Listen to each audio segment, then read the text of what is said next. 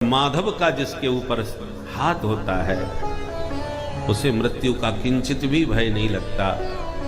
ध्रुव जी के सामने स्वयं मृत्यु देवता हाथ जोड़ के आए और बोले भैया हमें स्वीकार कर लो, तुम्हारा समय यहां पूरा हो गया है। निवेदन करना पड़ रहा है और विमान भगवान का भेजा हुआ सामने उपस्थित है ध्रुव जी को ले जाने के लिए, और ध्रुव जी सशरीर जाने को तैयार, और मृत्यु देवता गिड़गिड़ा रहे भैया हमें स्वीकार कर लो, नहीं हमारी व्यवस्था चौपट हो जाएगी। ऐसे सशरीर लोग जाने लगे तो हमको कौन पूछेगा। मृत्यु लोक में हमारा दबदबा है भाई, हमसे सब डरते हैं, और तुम हमें स्वीकार किए बिना डायरेक्ट जा रहे हो। ध्रुव जी बोले इधर आओ। मृत्यु को बुला के विमान के पास बैठाया। विमान इतना ऊंचा था कि चढ़ नहीं पा रहे थे, तो मृत्यु को सिर झुका के बैठाया और मृत्यु के सिर पर पैर रख करके पट से विमान में चढ़ गए। मृत्योर मूर्धनि पदम दत्वा आरुरोहाद्भुतम गृहम, माने जो मृत्यु बलात् सबको पकड़ के अपना ग्रास बनाती है वही मृत्यु भक्त के सामने गिड़गिड़ाती है कि हमें अपना लो महाराज। और भक्त स्वेच्छा से मृत्यु का वर्ण करता है। ये मृत्यु की सामर्थ्य नहीं भगवान भक्त का स्पर्श कर सके। क्यों? क्योंकि मृत्यु के भी मालिक मुरलीधर माधव है। भगवान भागवत में कहते हैं मद भयात बाति बातोयम सूर्यस्तपति मद भयात वर्षतीन्द्रो दहत्यग्नि मृत्युश्चरति मद भयात। मद भयात मृत्युश्चरति, मेरे भय से ही मृत्यु चलती है। चरति, चरति के चर धातु गमन के अर्थ में भी है और भक्षण के अर्थ में भी है। चरति माने गच्छति और चरति माने भक्षति, दोनों ही अर्थ है। चरावेति, चरावेति शब्द आता है चलते जाओ चलते जाओ, और ये भी कहते हैं जब देखो तब चरता ही रहता है।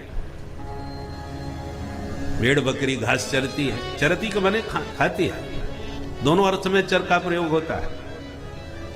तो मृत्यु चरति मत भयात, भगवान कहते मेरे भय से मृत्यु चरती है, माने दोनों ही अर्थ किए जा सकते हैं। मेरे भय से मृत्यु चलती है अथवा मेरे भय से संसार को चरती है, खाती है।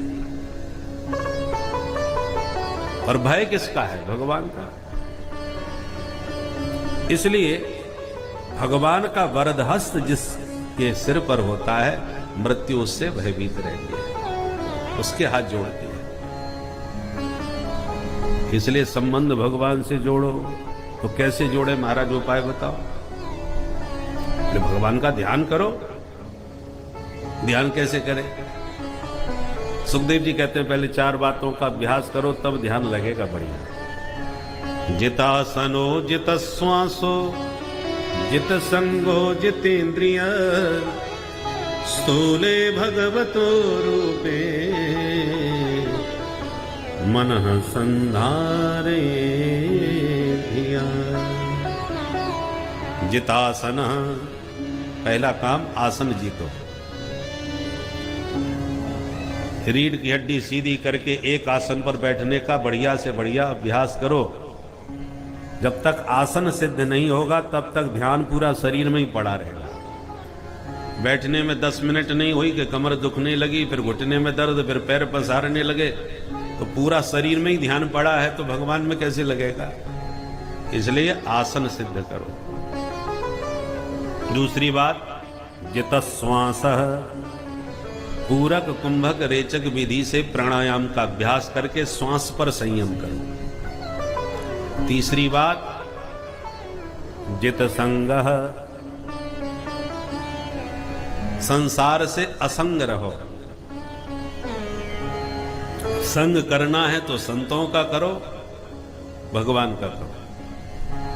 संग, संसार के साथ रहो, संग संतों का करो। साथ में और संग में अंतर क्या है? शरीर से जो निकट बैठा है वो तुम्हारे साथ है, और जो तुम्हारे मन में बैठा है वो तुम्हारे संग है। मन में जो बैठता है उसी को आप देख करके पहचान पाते हैं। कोई मिला तो आपने उसको कैसे पहचान लिया?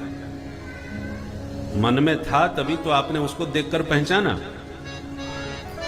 अब 7 दिन तक आप इतने लोगों के साथ बैठ के 3-4 घंटे कथा सत्संग करते हो और 1 महीने के बाद इन्हीं में से कोई उठ के आपके पास मिले और वो कहे पहचाना, तो आप कह सकते हो कि साहब हम तो नहीं पहचाने। अरे 7 दिन तुम्हारे बगल में बैठ के हम नित्य कथा सुने थे। तो साथ में भले ही बैठे थे आप, पर अभी मन में नहीं बैठे, इसलिए नहीं पहचान पाए। और जो व्यक्ति मन में बैठ जाता है वो साल भर के बाद भी मिलेगा तो पहचान जाओगे। डायरेक्ट नहीं हो सकता तो संत सदगुरु का ध्यान करो। संतन के संग लाग रे तेरी अच्छी बनेगी।